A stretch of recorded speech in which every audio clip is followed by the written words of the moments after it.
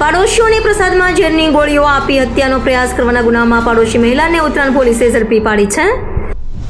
Surat police commissioner Anupamsinh Gehlot, સંયુક્ત police commissioner Bagadiya, નાયબ police commissioner Jhala અને ઇન્ચાર્જ મદદનીશ પોલીસ કમિશનરની સૂચનાને લઈ પીઆઈ એચઆર ગોસ્વામી અને એનજી પટેલની ટીમ પીએસઆઈ આરડી દાદલના માર્ગદર્શન હેઠળ તપાસમાં હતી. ત્યારે ઉત્તરાયણ શાલિગ્રામ સ્ટેટ્સમાં રહેતા પરિવારને પ્રસાદમાં ઝેર આપી હત્યાનો પ્રયાસ કરવાના ગુનામાં પાડોશી મહિલા એવી ઉષાબેન મહેન્દ્ર નાકરાણીને ઝડપી પાડી સળિયા પાછળ ધકેલી દીધી હતી.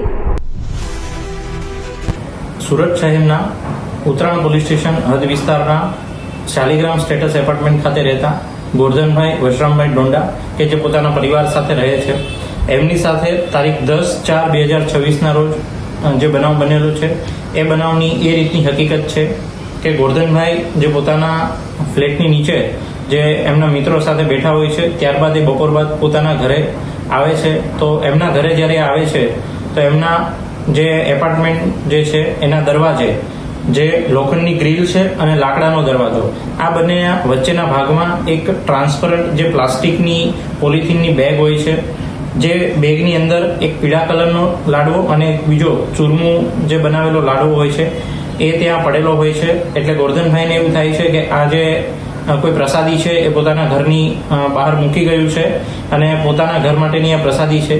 એટલે એ પ્રસાદી લઈ અને ગોરધનભાઈ જે છે એ પોતાના ઘરે જાય, અંદર પ્રવેશ કરે છે. અંદર એમના પત્ની, એમના દીકરાની વહુ અને એમની પૌત્રી આ પણ હાજર હોય છે.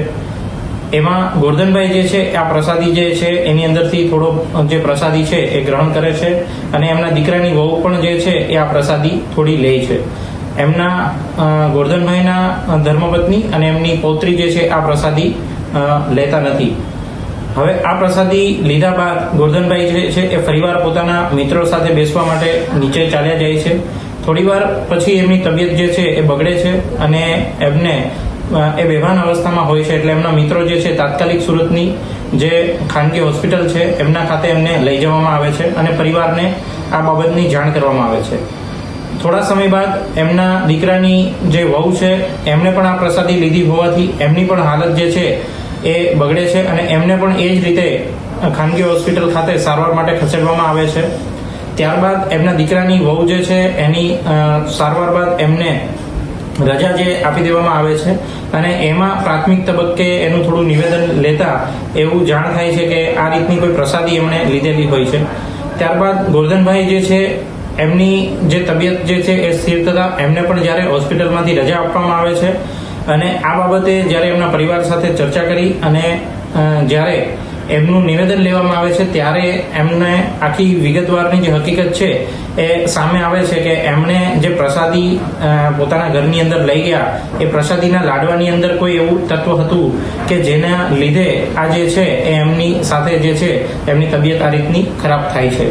તો ત્યારબાદ એમને પોલીસને જાણ કરવામાં આવે છે. એટલે પોલીસ જે છે તાત્કાલિક ઉત્તરાયણ પોલીસ સ્થળ પર પહોંચે છે અને જે છે એ જાણવાજોગ દાખલ કરે છે અને આ કામે જે મીઠાઈનું સેમ્પલ છે પ્રસાદીનું એ પણ હસ્તગત કરે છે અને બીજી જે ટેકનિકલ એનાલિસિસ છે એની મદદથી પણ પોલીસ જે છે એ તપાસ ચલાવે છે. તપાસની અંદર કેટલાક શંકાસ્પદ લોકો જે છે એ સામે પોલીસની સામે આવે છે. ફરિયાદી પણ એક બાબતે જે છે એ શંકા વ્યક્ત કરે છે પોતાના પાડોશીની સામે અને સીસીટીવી કેમેરાને પણ ચેક કરવામાં આવે છે. ફરિયાદીની ઘરે જે સેમ્પલ હતું જે પ્રસાદી લેવાથી જે બીમાર થયા છે એ જ સેમ્પલ એમના પડોશમાં રહેતા જે ઉષાબેન મહેન્દ્રભાઈ નાકરાણી છે એ પણ શાલિગ્રામ સ્ટેટસ ખાતે જ રહે છે, એમના ઘરમાંથી પણ મળી આવે છે.